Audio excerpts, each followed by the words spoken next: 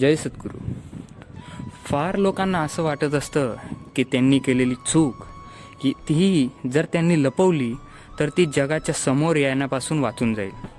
पण ही असत्यता आहे. तुम्ही केलेला प्रत्येक अधर्म हा प्रत्येकाच्या समोर कधी ना कधी कुठे ना कुठे नक्कीच येईल. म्हणून जर तुम्ही कोणतीही चुकीची गोष्ट केली असेल तर त्याची माफी नक्की मागावी.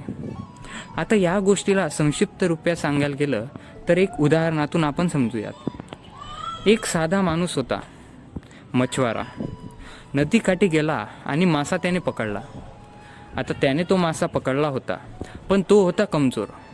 एक दुसरा माणूस आला, त्याने त्याच्यावर रुबाब चढवला. त्याला तो म्हणाला, हा मासा मला देऊन दे. तर तो माणूस म्हटला की ही माझ्या मेहनतीची कमाई आहे, ही मी तुम्हाला का देऊ. तर त्याच्यानंतर त्या माणसाने त्याच्याकडून तो मासा हिसकावून घेतला आणि त्या मासाने त्या माणसाला डंस केला. आता त्याच्या हाताला तो डंस लागला, त्याने तो मासा सोडून दिला. पण तो तिथून घरी गेला. घरी गेल्यावर त्याचा हात फार दुखायला लागला. तर तो डॉक्टरांकडे गेला. तर डॉक्टराला त्याला जेव्हा सांगितलं की तुमचा हात हा आतून खोकला झालेला आहे, त्याला आता कापावं लागेल. पण डॉक्टरांनी हेही विचारलं की हे सर्व तुम्हाला कशामुळे झालं. तर त्याने घडलेला पूर्ण प्रकार सांगितला. तर तो डॉक्टर म्हणाला, माशाच्या एका चाव्यामुळे इतकं सर्व व्हायला नको होतं. तर नंतर तो माणूस त्याच्या हाताचा इलाज करून घरी वापस आला. त्याच्यानंतर संपूर्ण दिवस तो हाच विचार करत राहिला की नेमकं हे सर्व काय झालं. तर त्याच्यानंतर त्याला हे समजलं की आपल्याला समजून चुकलं की आपली चूक झाली होती. त्या मच्छीदार पकडणाऱ्या माणसाकडून आपण क्रूरतेने व्यवहार केला व त्याचा हक्क आपण घ्यायला गेलो. तिथे आपण चूक केली.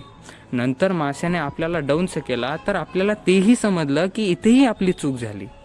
पण ती चूक झाल्यानंतर आपण तो मासा वापस दिला, पण माफी नाही मागितली. म्हणजे त्या चुकीचा आपल्याला पश्चातापच झाला नाही आणि त्याच्यामुळे का होईना नियतीने आपल्याला ही शिक्षा दिली. तर मित्र हो, या गोष्टी मागील आशय नक्की तुम्ही पहा. यातला आशय काय? तुम्ही चूक केली, ती चूक तुम्ही मान्य करा. त्या चुकीचा जर तुम्हाला पश्चाताप झाला म्हणजे ती चूक ही ग्राह्य धरण्यात येते. पण ती चूक होऊनही तुम्ही माफी नाही मागत म्हणजे याची शिक्षा तुम्हाला नक्कीच होणारच. म्हणूनच मित्र हो, आयुष्यात माफी ही मागायलाच हवी. मित्र हो, भेटूयात पुढच्या व्हिडिओमध्ये अशाच एका नवीन आशय व आक्षेपासोबत. तोपर्यंत जय जय रघुवीर समर्थ.